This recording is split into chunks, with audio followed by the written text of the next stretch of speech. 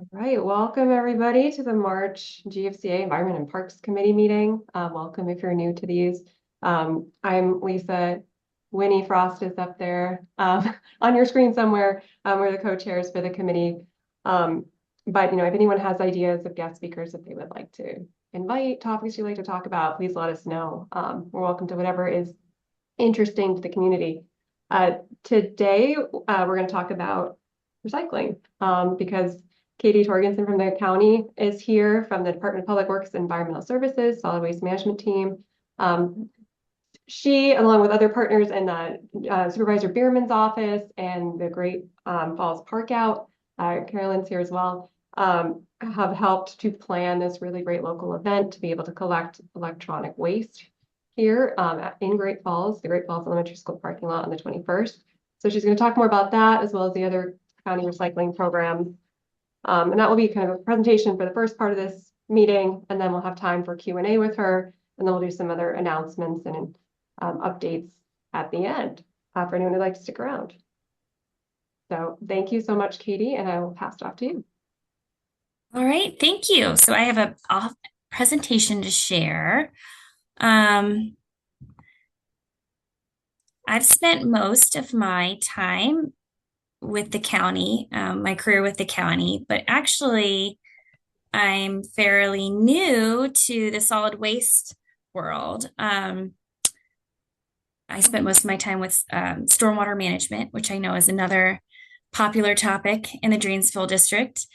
So I've been with solid waste leading our sustainability team for about 2.5 years, and we'll share some good recycling tips to help you make an impact on our waste reduction and diversion efforts. The county's goal is to provide services to help residents, reduce the amount of waste that they create. So I think it's always good to start out with a big picture of why. Like, why do we care about recycling? As you can imagine, Fairfax County creates a lot of waste. The average person generates a little less than 5 pounds of trash or waste per day. And if you multiply that by 1.1 or over 1.1 million people, you end up with about 850 elephants worth in terms of tons of waste that comes into the county and that we have to manage every day. So the county's job is to plan and manage the collection, recycling, disposal of all of that trash. And so in Fairfax, your trash generally goes to a waste to energy plant, Real World Fairfax. Unlike other municipalities where it's taken directly to a landfill, the trash is taken to this facility where it's burned and it generates energy, creates electricity, and then the metal is actually recovered after that process, and the ash is landfilled at the I-95 landfill complex. So just for scale, the red circle in the middle of the slide that you see is a king, like a California king mattress. So we're looking at like 3 stories of trash, and that's just a couple days of trash in the county. And this is what Real World looks like 24/7. We know that a lot of our trash that we throw away can actually be recycled. The county's done some audits and has found that up to 50% of what we throw away currently could be diverted. A lot of that is organics, food scraps, particularly on the commercial end. But even in this picture that was taken from one of the bays in the transfer station, you can see cardboard and paper that could have been easily recycled. So we definitely have some work to do. And that's why I'm here to help you learn the easy way, some of the easier ways to meet these goals. So when we talk about recycling, as any kid will tell you there are three R's. There's the reduce, reuse, and recycle. So before we focus on recycling, we want to look at the waste management hierarchy. This comes from the EPA, and this is how you're supposed to look at waste from the most environmentally friendly to the least environmentally friendly, which is obviously landfilling. So the best way to manage waste is not to create it in the first place. And that's your source reduction side. And then to look for ways to reuse or repurpose it, and then recycling. So we'll do a quick and easy way to reduce the amount of trash that you create is to stop using single-use plastics. So these are some examples. You've got your to-go containers, beverage cups, plastic bags, which I think we're all pretty familiar with the plastic bag tax, and well, you've got your cutlery and water bottles. Easy alternatives are to bring your reusable cup with you or use a reusable water bottle. I noticed that some coffee shops will actually give you a little discount if you bring your own cup. And I think it's really hard, I mean, practically speaking, to be like, I'm just going to give up all single-use plastics. I know that's hard, and I think that's like a big ask. I like to think of it as taking like one step. So for me, I have kids, and when I pack their lunch, instead of using the plastic bags, we found some reusable snack bags. So making small changes, I think, is a lot easier than, just trying to eliminate it completely. And those can make a big difference. So the next step is the reuse. The county has this great resource. It's the Human Services Resource Guide. The goal of the guide is actually to help people find organizations and nonprofits that they work with to help support social services or needs that you may have. But they also list people that take donations. And this is a great site to find people that may take clothes, furniture, household appliances, or other things. If you're decluttering and need to find a home for those. Some of the organizations also hold yard sales, so they'll take a lot of other things too. They use those to raise funds. The libraries now offer a lot of really cool events, like swap events. They've had ones where you can bring your art supplies and switch it with other people. I've seen like seasonal decorations and clothing swaps. And they actually have fix-it repair clinics as well. So if you've got an item that needs repair, like a jewelry that needs mending, or even like small repairs to like a shirt, and some electrical work to maybe like a broken lamp, they'll help fix it. And then there's all the other platforms like Facebook Marketplace and Buy Nothing. So there's lots of ways to try to get rid of things in a more sustainable way, or find new things. We can always shop secondhand. So now we'll move to the recycling realm.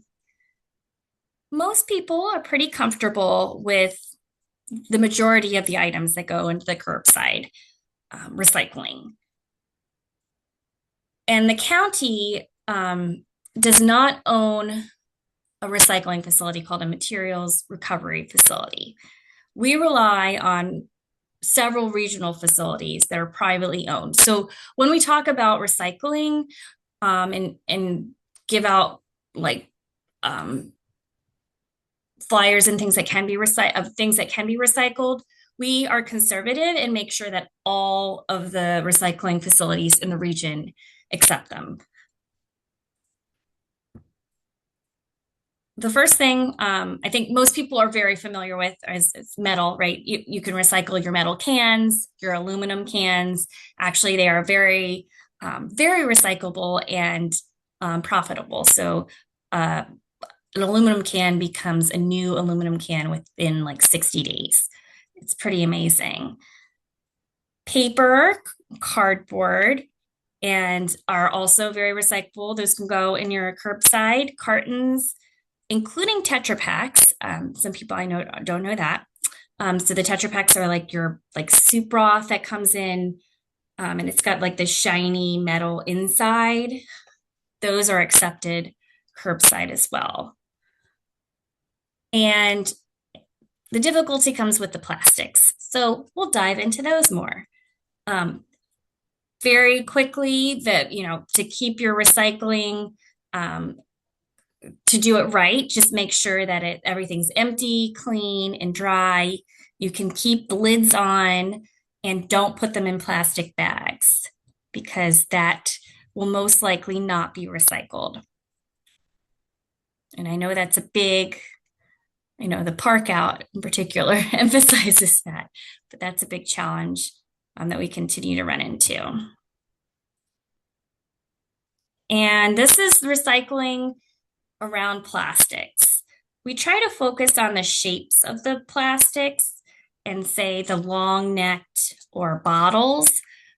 But if you're really intent on the numbers, you can recycle most ones. Those are your clear plastics, plastic water bottles, juice containers.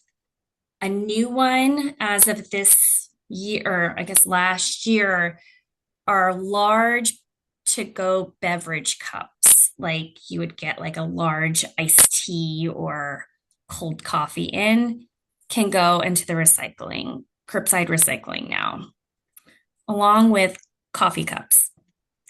And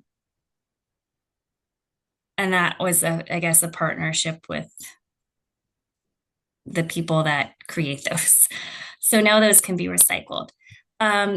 Number twos are generally your colored plastics, and that would be like laundry detergent containers, maybe like body wash or something. They're generally the hard, durable plastics, and black plastic cannot be recycled. It cannot be seen by the optical sorters that work in the recycling facilities. And then if it melts all over things, it actually contaminates everything else. And then number fives are limited to dairy containers, like a big yogurt container or a sour cream container. A lot of times we hear, why recycle? I don't believe in recycling. I don't think things are actually recycled. Well, recycling is a business. Those recycling facilities exist for a reason. And so, there is a point to recycling. The materials that make it through the MRF and get baled, those are sold to an end market. But that is why not all plastics can be recycled, and not all things can be recycled. There has to be a market at the end and for them to go to. And so as you can see on here, aluminum, and this is pretty old. I think it's from 2018, but aluminum is by far, the most profitable of things.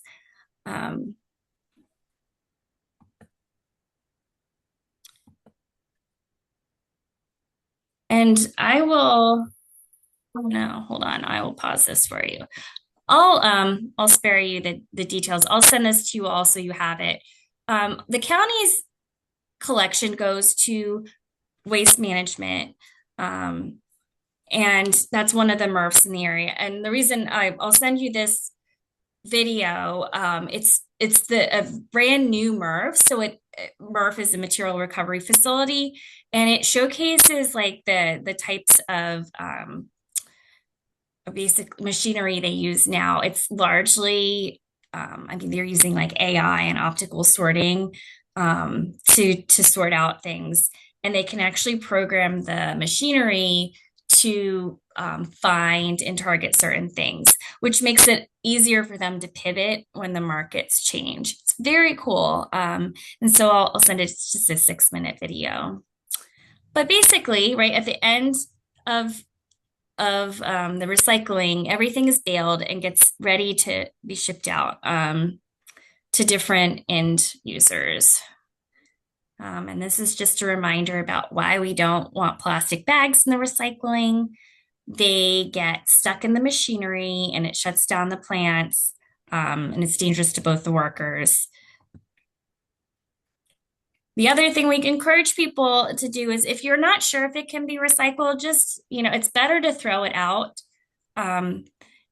Everything in this image is things that had been thrown into the recycling, and then ultimately could not be recycled. So it went through this process of, sorting, and which is very intense, energy intensive. So there's and then it ultimately just ends up in the trash. So it's gone through, the double the carbon footprint that it would have needed to do.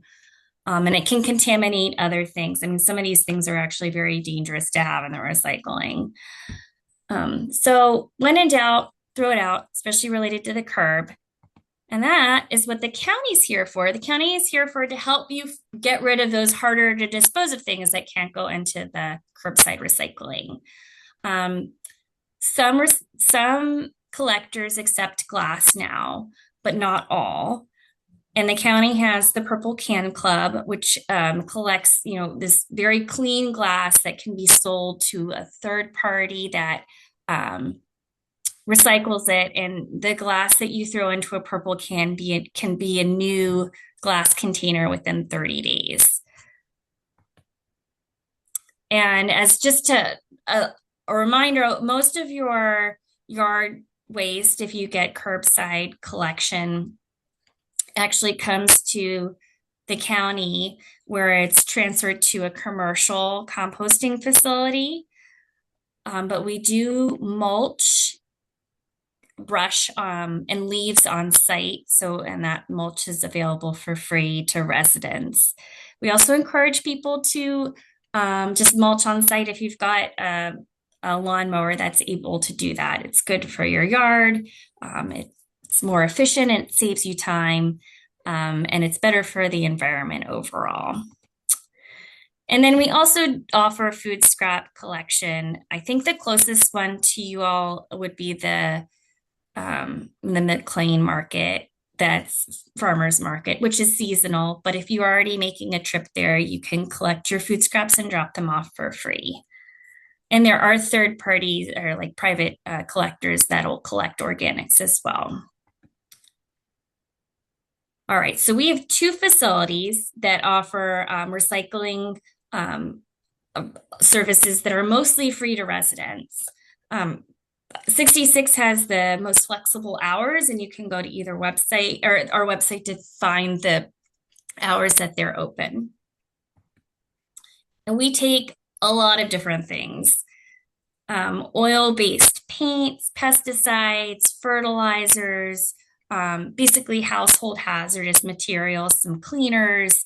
We have a long list of things, batteries, and used the things that you don't want that could be toxic to the environment or dangerous to throw away. We take those for free at our household hazardous waste drop-off. The other piece of this is the e-waste collection. So we'll be collecting a lot of these materials at the park out events. But the larger ones can be dropped off here as well, or throughout the year.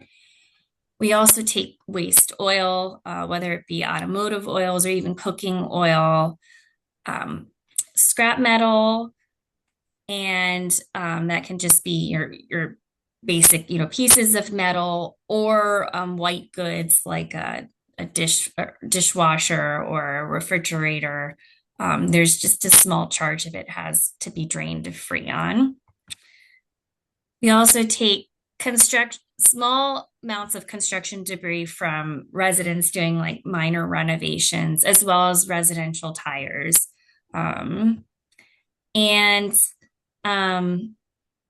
You all had raised some really great questions about electronic waste, so I thought I would highlight some of the ones that come to us frequently. We will be collecting batteries at the event.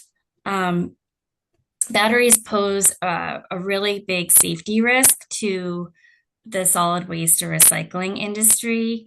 The picture on the screen is of what they call a hot load, basically when a load of trash catches on fire and they have to dump it out. We've lost tractor trailers have burnt, completely to the ground from just a small battery. And there's batteries in everything now. Um, even like a greeting card that has a battery can end up causing damage. So it's best to take your batteries to a drop off. We take them at our facilities, but there are also facilities like a Staples or Home Depot that'll take them as well. Um, Someone had asked about string lights or holiday lights. We take those at electronic waste. We'll take them at the event. Those count as like cords and they can be recycled. They strip them. Um, Other items, so like household appliances, we generally don't take at e-waste. But if it's mostly metal, like a griddle or like a waffle iron or something, you can cut off the cord, put that into the e-waste pile, and throw the rest of it in the scrap pile. If it's plastic, like maybe a coffee maker, you can cut off the cord and recycle the cord and throw the coffee maker into the trash. Um, And then if you're just not sure where anything goes, we have the Waste Wizard or the What Goes Where. It's a tool on our website that helps you figure out where things should go. Um, and if you think something's missing, you can tell us and make a suggestion. And we're constantly adding or clarifying things that are confusing. And with that, I will stop sharing and see if anybody has questions or comments. Thank you so much, Katie. Does anyone have questions? You can raise your hand using the Zoom feature.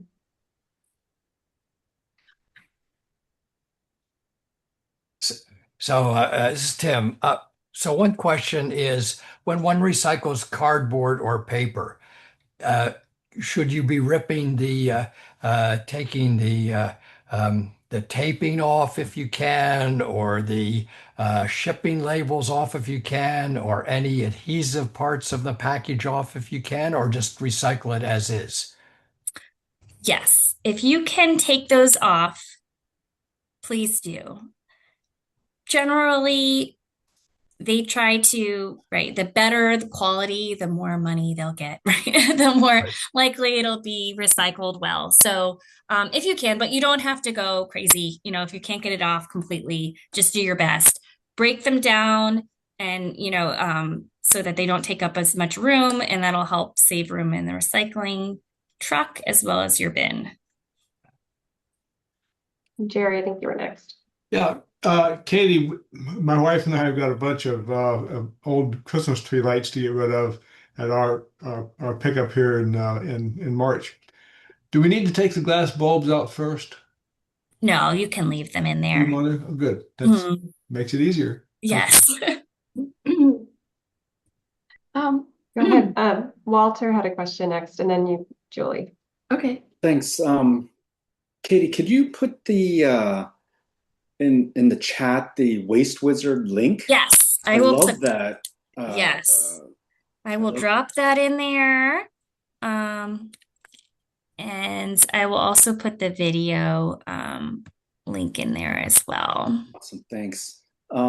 As far as like the computers and the hard drives that we can drop off at Great, excuse me, Great Falls Elementary later Mm-hmm. this month, are they going to be destroyed, refurbished? Are, They are recycled.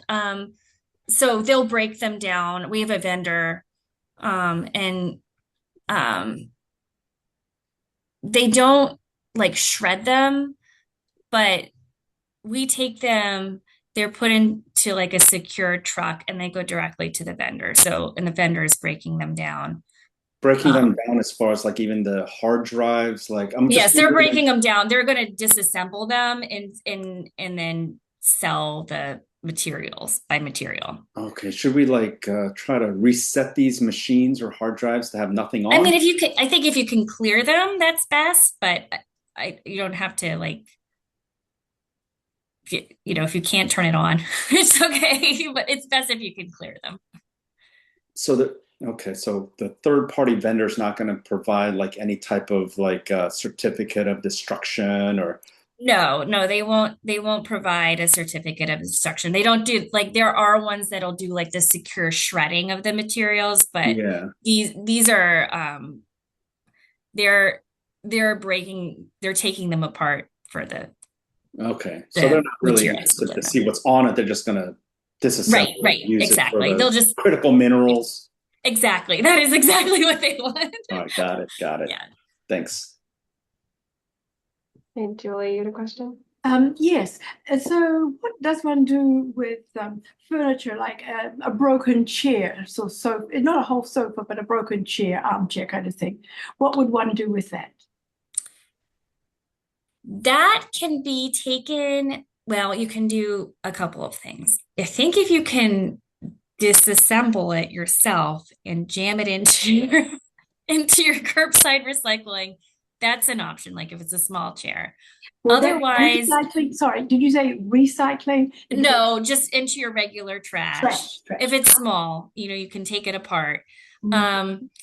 Or you can have it picked up by a bulk service or take it yourself to the transfer station. And there's a fee for disposing of it's treated as regular trash. Okay.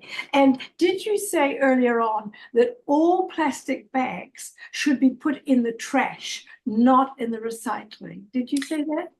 Plastic bags should not go into the recycling. You can collect them separately and drop them off at retailers like grocery stores, and some of like the department stores will recycle them separately. That's along with plastic film as well. But they should not go into the recycling. You can throw them away. Okay, good. And one last question. Those coat hangers, not the plastic ones, but the metal ones. Yes. Where do they go? They should go into the trash, not into the recycling, because they act like a tangler too and get stuck in the material, Yes. in the machinery. Mm-hmm. I think you can also, if you happen to be at the transfer station or 95 landfill complex, throw them into the scrap metal pile too. That's another option. Julie, one other option too is some dry cleaners will often take hangers back. I know the cleaner that I frequent next to Deli Italiano has a rack right inside the door where you can drop the hangers. Oh, good to know. Thank you. Yes, indeed. Perfect. Okay, I didn't see if it was Karen or Amy next, but I'll call you Amy.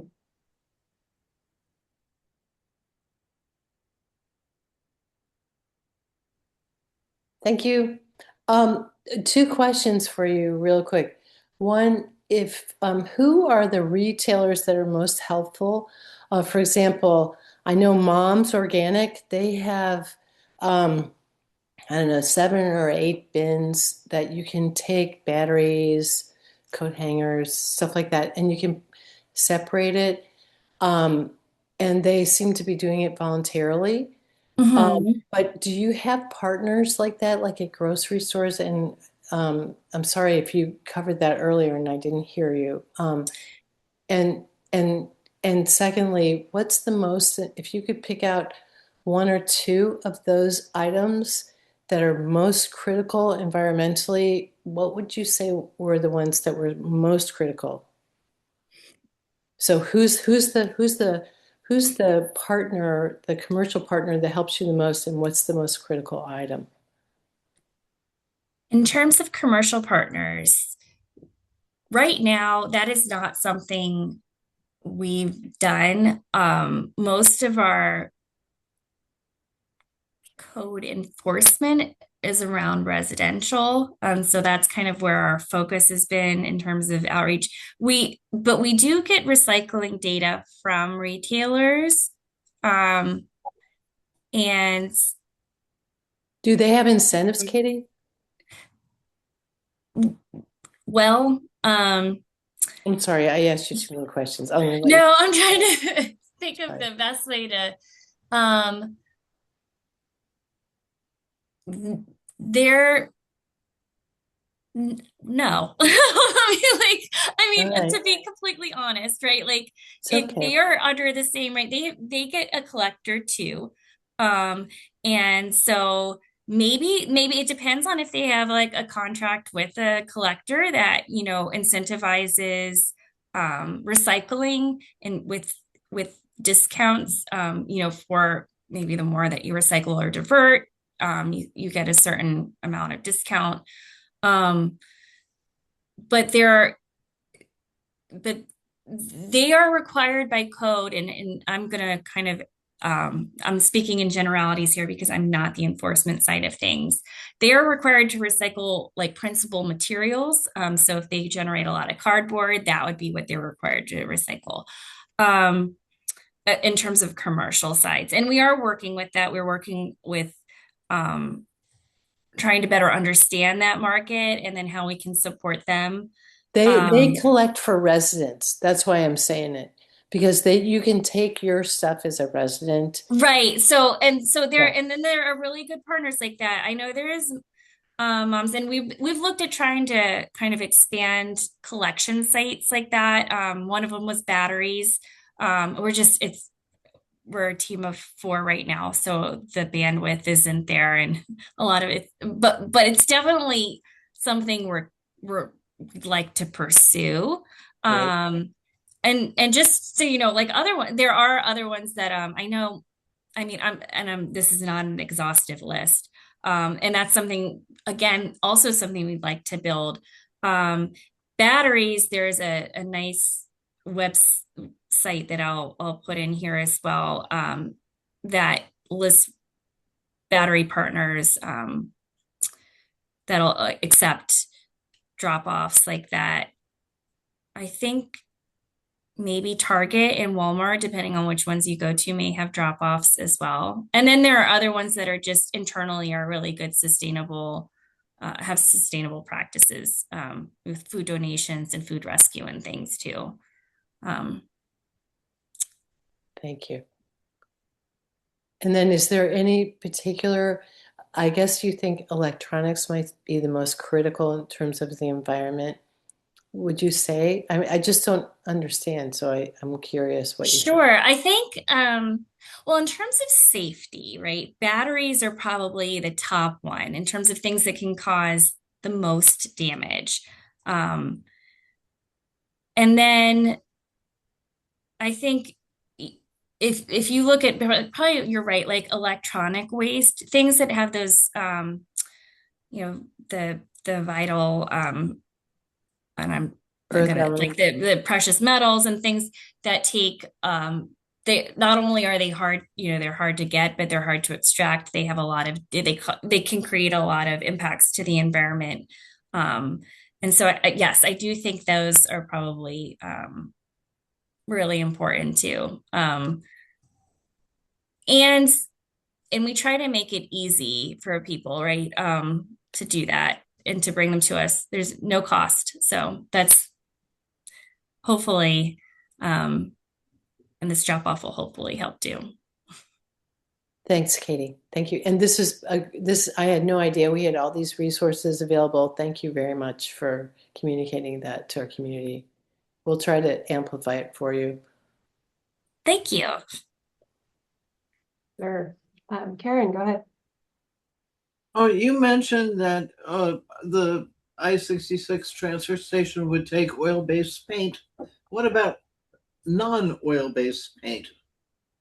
Yes. So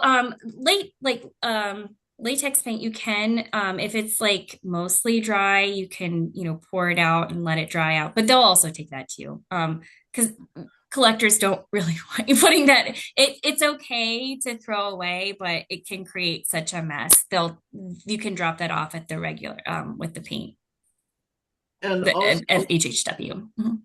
what about all the plastic that we get? Costco's one of the worst ones where they require you to buy 3 of something and they're bound up in clear, hard plastic. What do we do with that? The clear hard plastic Well, is, it's not hard like a bottle, but yes, it's like a not flexible. Unfortunately, that's not recyclable. The I think one of the most impactful things, what really drives change around that is what's called extended producer responsibility, um, which basically holds the manufacturer accountable for that.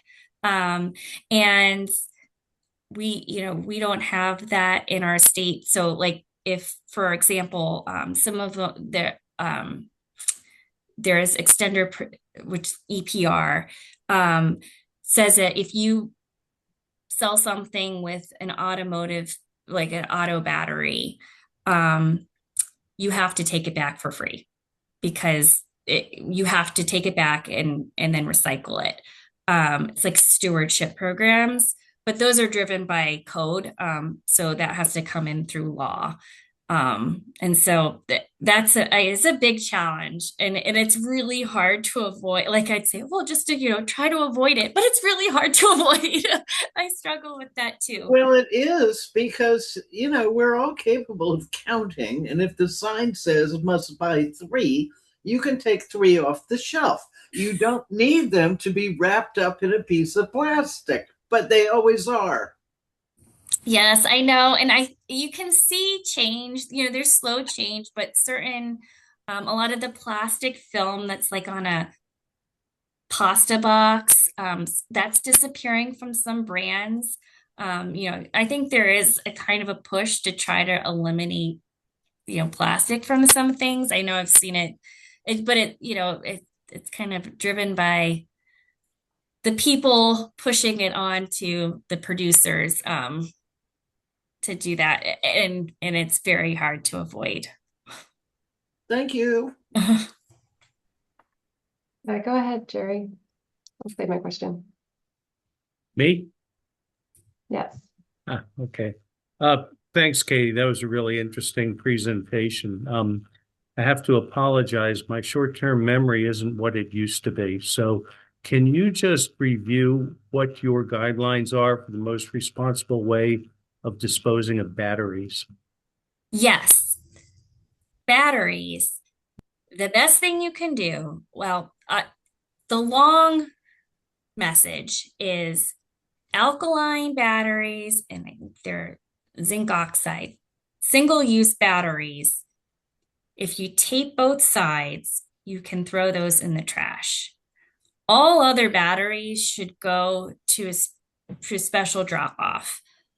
Our facilities take, so 66 transfer station and I-95 landfill complex will take those at our household hazardous waste. We will also take damaged batteries if you have those. There are also other drop-off locations. I'll put that one in the chat as well. It's the Battery Network, which is a stewardship organization, has a nice map of other places. Staples, Home Depot, Lowe's, those types of places will take your batteries as well. And the Drainsville District Office, I believe, has a battery drop-off. And what kind of tape do you use? Is it just Scotch tape? Do you need electrical Just Scotch tape? tape. So basically, if they were to connect, and had some juice left in them, they wouldn't cause a spark. Okay, thank you. I have a question for you, Catie. You mentioned earlier that the MRFs in this area accept different items or process different items. What would be the best way for a resident to know where their recycling goes? Would you talk to the hauler company, or do you notice that like in the northern Fairfax County, they tend to go to this one MRF which accepts certain things? Like how do we know or ask those questions? You'll have to ask your collector. But in general, the information that we give out, all recycling facilities will take that. I think the big difference is glass. Only the waste management recycling facilities take glass now. And I think that's the biggest one. Sometimes there's some variations in plastics, but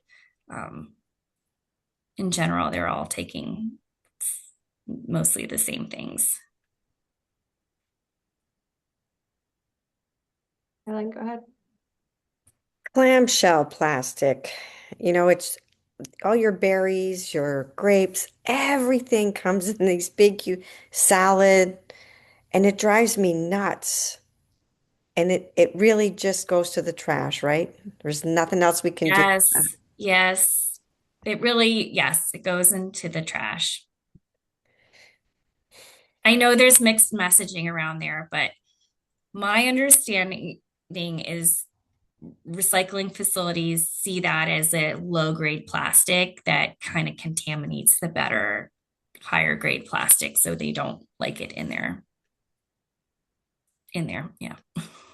I know. It's very disheartening. It's literally half of our trash. I mean, it's just my husband and I, so we usually have one trash bag because we deal with waste, food waste in a different way. And I'm like, half of it is this clamshell stuff because why? Because we eat a lot of fruit and salad. And it just seems a shame. And I try to avoid, you can buy, your lettuce and stick it in a recyclable bag, but sometimes what you like comes in one of those containers, like the big containers of spinach, and I feel like half of my trash bag is full of those. I wish there was something we could do with all of those. Agreed. I do too. And we're constantly looking. I mean, right, we work with the recyclers, and we're looking for more options there. So hopefully we'll see some change. It's pressure at all levels, I think. Well, thank you so much, Catie, for coming. Maybe we can just end with a brief description of the logistics for the 21st. Because I know the park out will be happening at the same time, and there was some like where do people go, what to expect on that morning. Yes. So the park out will be occurring as usual. There will be people there guiding residents interested in dropping off their e-waste and batteries kind of around the corner in a separate direction. The idea hopefully it'll be drive-through so we can get people in and out. We'll have some resources there, but you don't have to linger, and that'll keep the traffic moving. And it'll be the same hours as the park out, which is 8 to 12. And I'll bring some resources for like information on the 66 transfer stations, so you know what other materials are can be dropped off there. Yeah, and if you need assistance, we can always help get things out. Catie, you said 8 a.m. till when? Sorry? It's 8 to 12. 12. Thank you. Please correct me if I'm wrong. That's great. Winnie, you have something to say? You're on mute. Yeah. First of all, Catie, thank you so much. Following up this event that we're having on the 21st at the Great Falls Elementary School offers the whole community an opportunity to be collecting their e-waste and having a chance to bring it to a local place instead of driving to the I-66 place, which is about a half an hour away, which is a fascinating experience, a field trip in itself. I encourage you to go, but this is a great opportunity to do something locally, and then you could also bring your glass around the corner to the library. All the items that you can participate with the e-waste with is in our new newsletter this month, as well as on our website. So if you're not sure what we're recycling through this e-waste, go to gfca.org and you'll see it right there, or look at your newsletter and it's in the newsletter. And if you have questions, ask Lisa or myself, and we'll make sure you know. And we're really for you all to be part of our network, to encourage people to come out and bring stuff there, or to just go to our website and read about what they can bring there and start collecting their stuff now. I think it's really great that the county, as well as our own park out and our supervisor's office, all got together with us to sponsor this special thing that hasn't been done before. So we're really kind of like the pilot for the county to provide these other kinds of options, maybe satellite sites to do things. So I think it's really great that we have people like Catie that are helping us try to advance in our recycling efforts. And Amy's congratulating us already. Thank you, Amy. But I hope you all will try to participate that day, because it's going to impact how we try to progress on try to improve all these recycling opportunities for the county. So that's my spiel. Thanks. And something fun to share. There's I think they're called the Green Team at Great Falls Elementary School. And there's a teacher there leading this little group of kids. And so they have selected a few items that are on our list. And they have reached out to all of the families of Great Falls Elementary School to bring those 3 or 4 items to the school so that team of students can do the collecting. And then one of the moms is on our board, which works out great. She'll be able to get access to all of that stuff and bring it over with her daughter through the line to recycle and dispose of all of those items. So we're really excited about getting the Great Falls Elementary School directly involved as well in this event. That's a great. great Kudos story. to you all. That is awesome. Yeah, Catie, Yeah. you've really brought Yeah. the community together over Oh, e-waste. Yeah. Yeah, It's a absolutely. family affair, multi-generational. Everyone's excited about it, so we're Yeah. looking forward to it. Carolyn, I have a quick question for you. Are you a parent at Great Falls Elementary? Me, no. Oh, okay. Well, because I was wondering about One of our board members is. I see. Because that's a really key community to pull together participation in these programs. If it's dark skies, if it's recycling, if you start with the kids, that's just great because they go home and they say, "Hey, Mom, can we turn off our lights tonight? Or can we, why are you throwing that in the trash?" And that's the most effective approach. Yeah. And I'm just wondering if you have any insight, and Lisa, you guys, and Catie, those of you who have those direct contacts with the schools, can we use backpack mail? I mean, are there ways to amplify this voice through the kids? Yeah, I think it was Lisa earlier who was saying that Forestville, that's where your parent, right? Yes. Yeah, so I'll let her speak to that. But we've engaged, through the small club at Great Falls Elementary, and we are very fortunate that one of our board members is a parent there. So we're able to engage the school in a lot of different ways through her, which is very helpful. And then Lisa, I know at your school, you've engaged the community as well. Yeah, the Forestville PTA has published it in their weekly newsletter since beginning of February. That goes out to all the parents. And then the Cub Scout pack at Forestville let me speak to them about e-waste. So I did my best to channel Catie and explain why batteries and e-waste don't go in the trash and what you need to do and what happens to it. I was really impressed. The kids honestly knew more than many adults about e-waste. I got kids saying, why don't you just repair their electronics, reuse them? And so I think there's a lot we can do, as adults to help create the vision that the kids want to So, see. an apocryphal story about Forestville. Our Park Authority Executive Director, Jay Cole's mom, when she was growing up, was a teacher at Forestville. So it was the Great Falls community, and she was a student, a Great Falls community that instilled in her love of parks, her love of the environment, her love of all things sustainable. To Amy's point and to your point, what a difference it can make in a child's life and our overall quality of life.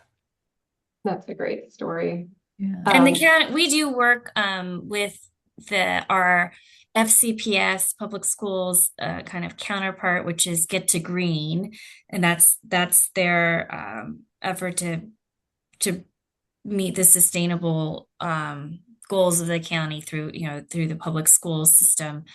And every school now has a Get to Green rep, and a lot of them have these green teams, which is really great. I know they play a key part in, I know my daughter at their school, they do the recycling. So kids are very well versed. We go in there, usually they know everything already. But we do share things like this with the Get to Green contacts. So Good. if you ever need, it sounds like you probably already have the one for Great Falls and probably you can get the one for Forestville. But if you need them, feel free to reach out. We can find them. Thank you. And along those lines and related, with the Park Authority in the county executive's advertised budget, the county is, and we assume that we're hoping that the Board of Supervisors will uphold this in their adopted budget. But we have had two of our 6 maintenance districts that cover the entire county have had a zero waste pilot recycling program for us to also fully implement the county's zero waste ordinance, us and the Park Authority. We had previously gotten the capital equipment to expand that to the other 4 maintenance areas. In this advertised budget, we are now getting the head count, 3 head count for each of the 4 additional maintenance districts, so 12 additional head count just to fully implement the trash and recycling program countywide at our parks. So it's a really big step forward for zero waste, for recycling, and we are really excited about that prospect. All right. Great. Karen, you have a final comment? I have another question. This is a bigger one. What happens, since we live in a community these days where builders come in and buy old houses and tear them down? What happens to that? Does anybody take any? I know you can deconstruct a house and salvage a great deal of it, but most of it, it takes too long for most people. They're not interested. So does all that go to the landfill too? That is usually separated. I think they'll take out the copper piping and maybe the things that have some value. Most of it's considered construction, demolition, and debris, and that actually is treated.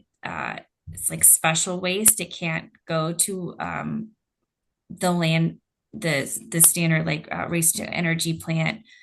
It's taken to a special landfill, and there's a pretty big cost to that. So there is some incentive for them to find ways to divert that if possible. And then I think some like certifications like Earthcraft or like LEED may have points associated with diversion as well. Well, I know if people are willing to spend the time on the deconstruct, they can save themselves the complete cost of tearing down the house because of selling everything that's recyclable.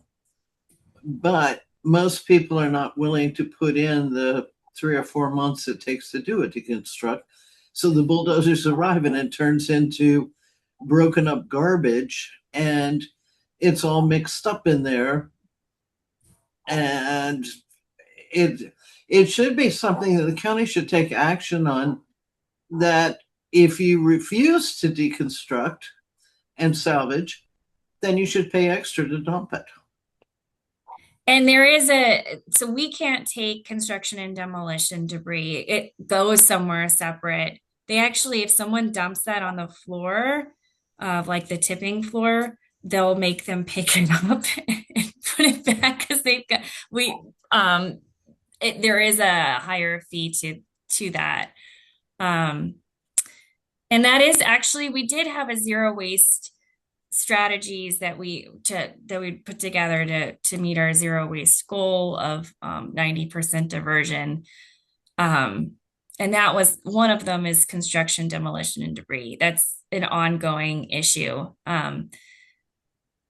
So it's definitely on people's minds. They're So continuing Karen to and meet Katie, goals to support it. further along those lines, there is, for that demolition construction debris that has been put in the now closed landfill in the Lorton area, dedicated to that in the past. That closed landfill, which was operated by Waste Management, is going to have a second life. And at Waste Management's expense, that is going to become Overlook Park in the next few years. One of the other things in the county executive's advertised budget is that there might be some staffing to cover that park. We were afraid we wouldn't be able to have it built and opened. But if this advertised budget holds, we hope that we will be able to do that. So there is a second life for that debris, but I think your approach is a better approach. Well, it's better than nothing. I have one more question. Do you recycle the synthetic turf fields? They're about 250 tons of plastic. Do those get recycled? And there's infill. That is a good question. You probably don't. Nobody does, but that would be a real good. That would up your numbers quite a bit, Katie. That's something I can reach out to the park authority about, and just explore. Those are things that we are looking into. We're looking at, like, what can we do with mattresses, and what can we do with the things that come in by the thousands every week. How about the tons and 250 tons? Yeah, yes. Great. I'll talk to you about that separately. I just was curious if you. No, that's it. That I actually haven't heard of that. I think I've heard that it can be made of recycled good, but what do you do with it when it's done? It's a good question. It's a big issue. Okay. Thank you, Katie. All right, I think we'll start to close out and let Katie go. But if anyone has other questions, you can send them to me, pass them on to Katie, and then disperse the answers to all our frequently asked questions.